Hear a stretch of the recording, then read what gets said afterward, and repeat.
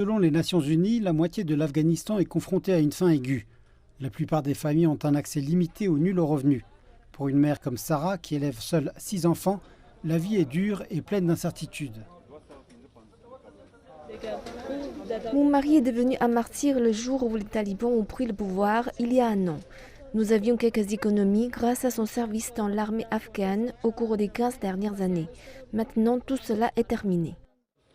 De nombreux habitants de Kaboul ont bénéficié du programme alimentaire mondial depuis l'année dernière. Mais les produits de première nécessité ne semblent pas suffire. Même un commerçant comme Youssouf peut à peine mettre de la nourriture sur la table pour sa famille. Les gens ne peuvent pas se permettre d'acheter les produits de ma boutique maintenant. Il n'y a pas d'activité économique pour les gens.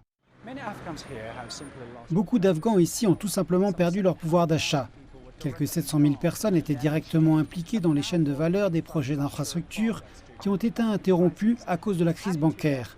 Et les principales sanctions américaines semblent n'avoir pour effet que d'infliger davantage de douleur à l'économie afghane, qui a été largement financée par des ressources extérieures au cours des dernières décennies.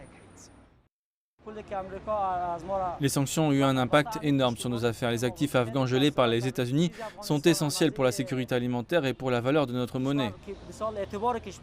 Un an après avoir gelé ces actifs, d'une valeur d'environ 7 milliards de dollars, les États-Unis ont décidé cette semaine de ne pas les débloquer, en invoquant la crainte que les fonds ne finissent entre les mains de terroristes. Un fonctionnaire de l'ancienne administration afghane met en garde contre les coûts élevés au fil du temps. Actuellement, les industries ne peuvent pas importer facilement de matières premières, tout simplement parce qu'elles ne sont pas en mesure de transférer des fonds à l'étranger. Je pense que cela a également eu pour conséquence de détériorer considérablement le marché du travail et les niveaux de revenus.